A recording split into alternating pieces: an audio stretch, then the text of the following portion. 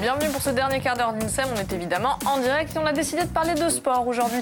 Halte aux idées reçues, la muscu, ça n'est pas que de la gonflette. Image en tête d'un bodybuilder, vous voyez, à la Schwarzenegger, et bien soulever de la fonte, ça permet effectivement de sculpter son corps, mais pas que. Ça permet aussi d'entretenir son capital santé et même de se faire du bien à la tête. Oui, me direz-vous, à condition quand même de ne pas se faire mal. Et pour éviter les blessures, soyez attentifs aux conseils de notre expert, Julien Zorzolo, préparateur physique. Bonjour Julien, spécialisé dans l'haltérophilie. Attention, alors si vous avez envie de réagir, vous nous appelez au numéro de téléphone qui s'affiche ou alors on écrit sur Facebook. Bien sûr, on veille. On est en surveillance. Vous êtes on a fait les pompes, les abdos, on a tout fait, on est chaud là.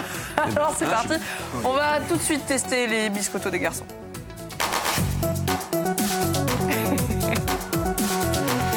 Ça va Julien? Ça va et vous? Merci d'être avec nous. Bah, nous ça va, hein. On va pas faire de démo, donc c'est bien. Moi non plus aujourd'hui. Préparateur physique, entraîneur crossfit et haltérophilie. C'est ça. Vous avez déjà essayé la muscu les garçons? Pas besoin. Je crois que j'ai dû m'inscrire 3 fois en tout. Dans ta vie? Et bon voilà, ça a duré à chaque fois 4-5 mois quoi. Il est juste fait inscription. La régularité, c'est pas bon ça. Je suis inscrit. Non mais c'est déjà vrai. pas mal. Ouais, il va falloir que j'en fasse d'ailleurs parce que des petits problèmes de dos donc. Ah bah justement, on en parlait tout à l'heure. Oui. Donc l'idée, Julien, on va essayer de définir un petit peu. Alors la musculation, on disait que c'est pas que de la gonflette, il y a une espèce d'idée reçue. Le principe, c'est on va soulever des poids, mais il y a différents types de muscu. Donc culturisme, haltérophilie, crossfit, etc., etc. Quelles sont les différences? En fin de compte, les différences viennent des objectifs. En bodybuilding, le premier objectif va être la culture physique, va être le développement de la culture physique, comme sur l'image par exemple. Et derrière, là c'est vraiment à outrance, là c'est vraiment sur la compétition de bodybuilding. Et à outrance, et d'autre part... Ça vous a perturbé là, nous aussi. Hein. Dans un aussi gros plan, oui. J'étais pas prêt. Et d'autre part, l'haltérophilie, il y a d'autres méthodes de musculation avec d'autres objectifs comme l'haltérophilie où le principe même ne va pas être de développer un physique, ne va pas être de développer une culture physique, mais plutôt de développer différentes compétences. Donc le crossfit et l'haltérophilie vont développer différentes aptitudes physiques. On va chercher plutôt de se renforcer, de travailler la force, de travailler la puissance, la vitesse, de travailler vraiment des compétences physiques au-delà de la culture de l'esthétique. D'accord, mais quoi qu'il en soit, ça va être quand même développer sa force, hein, le principe de la muscu. En règle générale, c'est développer sa force ou son endurance musculaire. Oui. D'accord, en tout cas, ce sera le point commun. C'est ça. D'accord, donc c'est un sport qui est quand même plutôt à la mode. On a vu le culturisme. Est-ce que c'est pour ça qu'on appelle ça de la gonflette? C'est une idée reçue, comme dans beaucoup de disciplines. On appelle ça de la gonflette, mais sans dire qu'on gonfle le muscle, ça c'est faux, c'est vraiment une idée reçue. La gonflette, voilà, c'est vraiment assimilé au bodybuilding, le fait de développer physiquement, de développer l'esthétique de son corps, de sculpter ses muscles et de les faire grossir. En fait, on apparente ça plutôt à ce qu'on appelle en termes techniques de l'hypertrophie. Gagner en hypertrophie musculaire, c'est faire grossir massivement ses muscles en fin de compte. D'accord, mais alors ça, est-ce que ça reste marginal quand même, comme le monsieur qu'on a vu tout à l'heure derrière vous, ou est-ce que c'est quand même courant Le bodybuilding, la pratique du bodybuilding et de la musculation pour l'esthétisme est assez courant, de plus en plus, surtout chez les jeunes en fin de compte. Comme ça ? Pas à ce point, voilà. Ah bon. Plus comme ça. Plus comme ça, d'accord. Mais pas à ce point, voilà. Ils recherchent un bien-être physique et psychologique qui est lié à l'esthétique.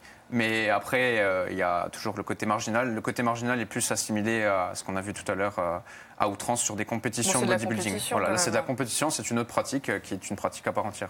Alors, parlons des objectifs. Donc, vous l'avez dit, sculpter son corps, ça va permettre de développer et consolider, parce que c'est l'objectif, une grande partie des muscles et de façon ciblée. C'est ça. En bodybuilding, notamment, l'objectif va être de cibler des muscles qu'on appelle un travail analytique. C'est vraiment un travail... C'est-à-dire C'est un travail d'isolation, en fin de compte. On isole les muscles pour les développer un par un pour avoir des effets plus esthétiques. Mais comment on fait ça? On va faire des... On va isoler, par exemple, sur des mouvements, par exemple, on va appeler le mouvement du curl, qui est un mouvement pour les biceps, de ramener la barre comme ceci, sur une flexion de bras. On va permettre d'isoler le biceps et de renforcer seulement le biceps. Mais ça veut dire quoi? Des répétitions? Différentes répétitions. Par rapport à la gonflex, il n'y a pas une histoire de pas faire le mouvement en entier ou quoi que ce soit. C'est pas ça. Ouais, d'amplitude. L'hypertrophie va être accentuée par les différentes amplitudes, c'est ça. Mais après, l'objectif premier aussi n'est pas que, comme on pourrait dire la gonflette, mais qui n'est pas la gonflette, n'est pas que l'esthétisme. Le renforcement musculaire, donc même avec le travail analytique qu'on vient de parler, ça peut nous aider à renforcer des points faibles, donc des points de santé. Par exemple, s'il y a des gens qui se tiennent toujours comme ça, à force d'être assis, voilà, par notre culture assise actuelle. Le fait de travailler, pareil pour ces fauteuils, il faudrait être un peu plus au bord. Mais après, on pourrait travailler de façon isolée, donc analytique, sur des muscles du dos, les muscles rotateurs des épaules, tout ça pour garder une position plus ouverte et beaucoup plus agréable à la posture et à la santé en fin de compte. Donc on va décliner. Est-ce que ça va être quand même synonyme de développement de masse musculaire, l'haltérophilie? L'haltérophilie et la musculation. Parce que est-ce qu'on peut se tonifier, mais est-ce que ça va forcément développer en volume? Forcément, il va avoir un effet, comme je l'ai dit, d'hypertrophie, donc de prise de masse, mais pas conséquente. Si on fait de l'haltérophilie à un niveau, on va dire, départemental ou des petits niveaux, en parlant d'haltérophilie olympique, du sport haltérophilie, on ne va pas forcément cibler la masse. Ce n'est pas quelqu'un qui va faire de l'haltérophilie, va de suite prendre en masse comme la photo de tout à l'heure. C'est plus porté sur ses compétences internes, je dirais, la force, la puissance, et après il va plus se dessiner qu'autre chose. Donc c'est ce qui fait vraiment la différence avec le bodybuilding, c'est ça? C'est la pratique en elle-même, les objectifs, donc d'esthétisme et l'autre plus de performance. Et après, oui, il y a aussi cet effet de masse. Alors, vous avez parlé des différents bienfaits. On commence à comprendre qu'ils sont nombreux. Améliorer sa santé et le renforcement musculaire. C'est vraiment deux objectifs différents. Mais c'est ce que vont permettre la musculation, l'haltérophilie, etc., etc. Donc, c'est vraiment ces deux postes-là. Oui, le renforcement musculaire a lui-même plusieurs objectifs, donc comme on l'a dit juste avant, de développer le physique ou de renforcer des points faibles et qui est en corrélation directement avec la santé. Comme je l'ai dit, l'exemple type, c'est la posture, le dos. Mais c'est quand même surprenant, on se dit qu'on va peut-être se faire mal justement en soulevant des poids, quelque chose de lourd, et ça permet de prévenir le mal de dos. Tout à fait. Nous, en tant que coach, notre premier objectif est de sécuriser nos adhérents, sécuriser nos pratiquants. Et donc, notre premier regard va être porté sur les endroits cibles, qui est le dos, les hanches et les genoux. Ça va être les premiers, on va dire... Les postes où vous allez les travailler? Les postes les plus importants auxquels on va faire attention en termes de sécurité. Mais donc, on ne délaissera jamais la technique pour l'intensité. Il y a différentes étapes, j'imagine. On n'attaque pas d'un coup avec de gros poids. En venir. Dans le crossfit notamment, qui est ma spécialité avec l'haltérophilie, on a une charte qui est donc il y a une progression. Technique, voilà, qui est une progression qui est technique, constance et à la fin intensité.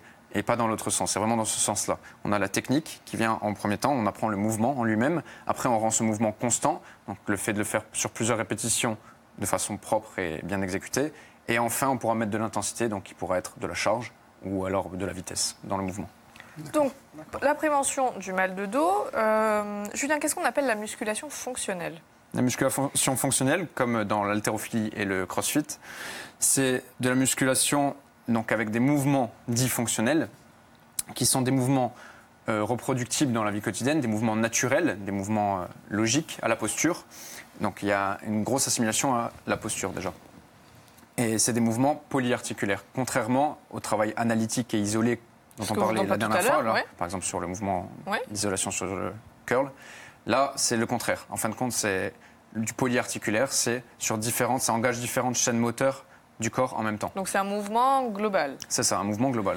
Donc, allez, on est en pleine période de sport d'hiver. Est-ce qu'on peut envisager de faire de la musculation pour se préparer à partir skier ou autre et éviter de se faire mal de cette façon-là? Totalement. J'ai d'ailleurs un de mes clients qui se prépare pour un concours de ski. Et donc, tout à fait dans cette période, le meilleur exemple, qui se prépare vraiment pour ça. Et là, on est sur une phase de préparation, vraiment sur du renforcement musculaire dédié à la pratique du ski, sur des travails d'appui et après on va travailler d'autres choses. Alors comment on fait pour un exemple d'exercice pour se préparer au sport d'hiver? Sur du travail d'appui, par exemple, comme je citais, du travail d'appui déséquilibré. Donc on va peut-être travailler sur un pied, sur une balance, je ne sais plus comment ça s'appelle. Un équilibre? Voilà, une balance d'équilibre. Ouais. On va travailler sur un pied avec différents exercices, par exemple avec une balle. Ou alors on va travailler sur du squat, qui est un mouvement de flexion de jambes et de hanches. pour renforcer tous les membres inférieurs qui sont sollicitables sur le ski en fin de compte. Et ça reste quand même dans la catégorie musculation. Tout à fait. Ce qui est musculation n'est pas obligé de dire soulever. Musculation peut être soulever son propre poids de corps. D'accord. Alors vrai ou faux, associé à une alimentation équilibrée, la musculation permettrait de lutter contre l'ostéoporose? Tout à fait. Tout à fait. D'ailleurs, c'est un sujet fort actuellement. L'ostéoporose. Enfin, tu connais pas l'ostéoporose? Non. L'ostéoporose, c'est la dégradation des os. En fin de compte, je savais pas ce que c'était non plus. Hein. L'os en lui-même est composé de différentes couches et à l'intérieur, au plus profond de l'os, il y a ce qu'on appelle l'os spongieux. C'est une espèce de petits trous là. C'est ça, c'est exactement ça. Bon, d'accord, parfait. La régie, parfait. Voilà, l'os spongieux, c'est exactement ce qu'on voit là, au milieu. Et avec le temps et le vieillissement, ou avec une mauvaise qualité de vie, cet os spongieux se dégrade. D'accord. Et la musculation peut permettre, avec un rythme de vie sain, de renforcer cet os spongieux, de le rendre plus résistant. D'accord. De le rendre plus résistant et plus, plus dense. L'os va être plus dense, c'est-à-dire qu'ici, il va avoir moins de creux, de plus en plus dense.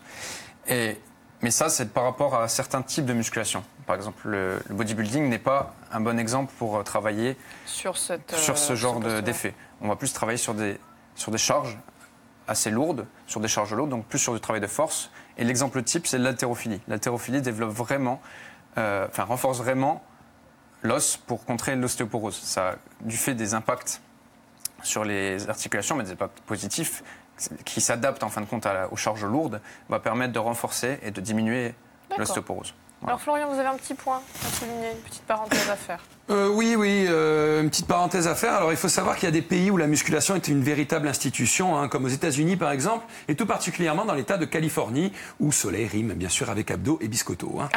Alors, on a tous en mémoire. Mais alors, en continuant les clichés, on a tous en mémoire. Je vais me spécialiser dans le cliché en fait.